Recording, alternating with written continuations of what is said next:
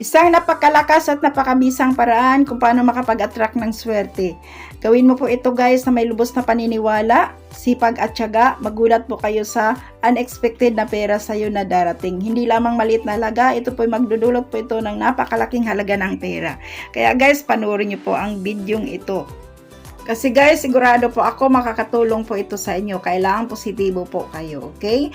So ngayon po, kung bago lang kayo dito sa ating YouTube channel and din mahilig kayo sa mga pampaswerte, please po, subscribe niyo ang ating channel and then don't forget to hit the bell button for notification po para ma-notify ka sa mga unang mga videos na ating i-upload dito.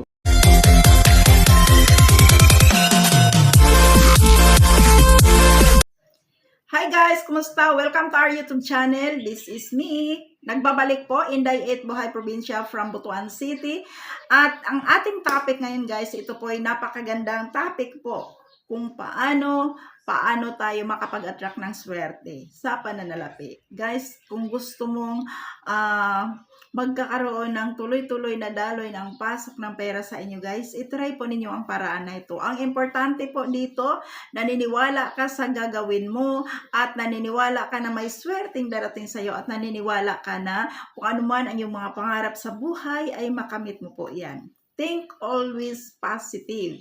And syempre samahan po ito ng taimtim na prayer, dasal po, and then sipag at tiyaga.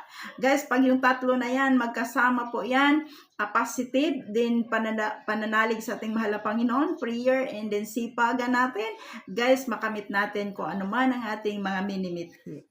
Kaya sa video natin ngayon guys, ito po ang ating isi-share sa inyo. Isang paraan ito kung paano makapag-attract ng swerte guys, at hindi po biro ang paraan na ito. Kaya guys, ito po ang mga dapat nating ihanda. Kailangan natin dito yung water. Yung water naman po guys, pwede kayong gumamit ng plain water na gagaling po sa gripo ninyo or sa faucet. Pwede po yan. And then, kailangan natin dito yung pera na papel. Yung bill po. Okay? Or, kung mayroon po kayong mas malaki pa dito guys, kagaya nito, yan. Mas maganda. And then, isang piraso po na barya. And then, papel na maliit lamang po guys. And then, ang ating cinnamon powder at saka yung ating asin. So, ito po ang dapat nating gamitin sa ating pampaswerte for today. Martes ngayon guys. And then, kung mapanood nyo po ang video natin ngayon, pwede mo na kaagad itong gawin. Sa asin naman po guys, kahit anong klaseng asin po, yan. Ito po yung akin guys, no? Yan, napansin po niyo guys. Separate po ito sa mga asin na ginagamit po natin pag nagluluto po tayo. Okay? Separate po yung asin ng mga pampaswerte ko po. Kaya guys, effective sa akin ang mga pampaswerte kasi naniniwala po ako. Kaya kailangan mong maniniwala. And then, kailangan mong magiging positibo po kayo. Okay? So ngayon po guys, pumuwisto po kayo na nakaharap sa may silangan. And then, gawin niyo po ito pagising sa umaga. Okay po? Pagising sa umaga, and then, kailangan po magkaroon ka dito ng focus. So, the best ang time sa paggawa po nito, kung magising po kayo ng madaling araw, alas 3 po, pwede mo gawin ito. So, pwede mo rin itong gawin hanggang alas 7 lamang po ng umaga. Okay po? So, ngayon po guys, mag-start na po tayo. So, ang una mong gagawin dito guys, dito po sa tubig na ito, lagyan mo siya ng kunting asin lamang po. So, ito po ang ating asin. Kunting asin lang. Ayan. Ayan. And then guys, next po, kailangan mo itong barya na ito, kailangan before mo po ito gamitin, kailangan hugasan mo muna ito ng tubig na may asin. Okay po? Before mo siya gamitin. Kasi kahit sino-sino pong humahawak dito, di ba po? Gawin natin itong barya na ito na ating lucky charm. Ang aking lucky charm. So ngayon po guys, ito pong ating ang ating papel, isulat po natin dito guys, amount ng pera and then sign ng pera kung anong bansa po kayo. Okay? Kagaya sa akin guys ay Pilipinas lamang ako. Syempre po, isulat ko dito aking ang sign ng pera sa Pilipinas. So ganito po ang gagawin nyo guys.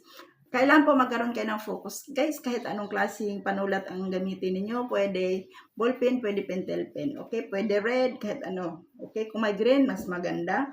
Then, ngayon po guys, ang gagawin natin dito, ito po, isulat natin ang ating halaga ng pera, yung wish natin. So, kahit magkano, pwede mo siyang i-attract ngayon. Okay, so, Ito po, guys, pag nag-ano po kayo, kayo lang po makakita sa iyong isinulat. Okay po? And ang aking gusto ay dollar man kasi guys, kasi gusto ko dollar yung darating sa akin. And then, ayan. So, ganun lang siya guys, no? Ayan, pasensyahan na po ninyo yung maingay sa labas, nagbibinta ng isda. So, focus lamang po kayo, okay? So, ayan, yan po guys.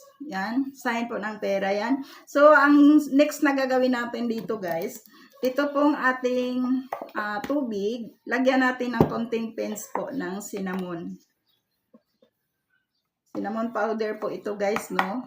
Yan.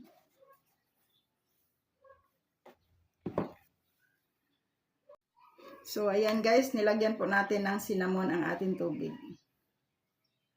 Yan. Ano lang natin. Powder po guys. Pero kung mayroon po kayong cinnamon stick, okay din. And then, next natin gagawin dito. Ito po sa papel na ito, ilagay natin ang ating barya. Okay? Kailangan ganyan po. Tapos, idahan-dahan mo siya paghulog guys. Okay? Yan mo na siya guys. Yan. So, nandyan na po yung barya kasama po sa paghulog natin doon sa tubig, ang barya at saka yung wish natin. And then guys, ito po, ang pera naman na papel guys, hawakan mo po ito dito po. Ganyan. Ganyan po. And then, mag-wish po kayo ng taimtim. Pag ganyan po guys, kahit magkano po ang halaga ng perang papel, okay? Dito lang sa labas yung perang papel. And then ngayon po guys, ipikit mo na yung mata mo. Inhale, exhale po, 3 beses. Release. Inhale, exhale. Then, ganito po ang iyong wish. I believe the power of the universe to grant my wish. Magkakaroon ako sa ganitong halaga ng pera, kung magkano yung isinulat mo. North, east, west. Kahit saan manggagaling sa north, east, or sa west. No? Ayan. I believe the power of the universe to grant my wish. I claim it, I claim it, I claim it. Magkaroon ako sa ganitong halaga ng pera. Kaya guys, kahit magkano, pwede ninyo po iyang isulat. Okay? Then, huwag kalimutan sa bandang huli yung affirmation na I claim it. Kini-claim mo na po yun guys. And then, pagkatapos po ng affirmation, thank you, thank you, thank you universe. Okay? Then, ang gagawin po ninyo dito guys, ilagay po ito guys doon sa kwarto ninyo. Ganito po, ipatong mo lang siya dyan sa loob po ng 24 hours. Ganyan po. Nakapatong po yung tubig na may wish ninyo dito po. Huwag galawin sa loob po ng 24 hours. Okay? Ganyan lamang po. Ito po guys, magdala po ito sa iyo ng unexpected na pera po. And then, pagkatapos ng 24 hours guys, kunin mo po ang papel na ito. Isabit mo ng paganyan para matuyo guys. And then, pag natuyo na, ilagay mo sa wallet mo. Ang barya, ilagay sa wallet. Huwag mo siyang gastusin. Yun ang lucky charm mo, katabi sa pera na papel. Ito po guys, magdala po ito sa iyo ng maraming pera ang dulot nito sa iyo. Kaya subukan mo po ang paraan na ito. And then ang tubig na ito guys, ibang punas mo sa iyong kamay. Bago kayo matulog, tipid-tipirin mo lang sa loob po ng 7 araw.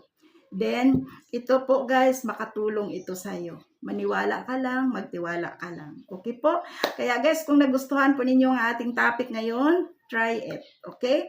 And then, kailangan po positive, work hard, then prayer. Okay guys? So, maraming salamat po sa inyong lahat at hanggang dito na lamang po. Shout out po sa lahat. Sana po isa ka sa matulungan sa ating topic ngayon. At gawin mo po ito guys sa araw ng Martes at araw ng Biyernes at sa full moon. Okay po? Ito po ay magdala po sa iyo ng malaking halaga ng pera kung pala rin. Okay?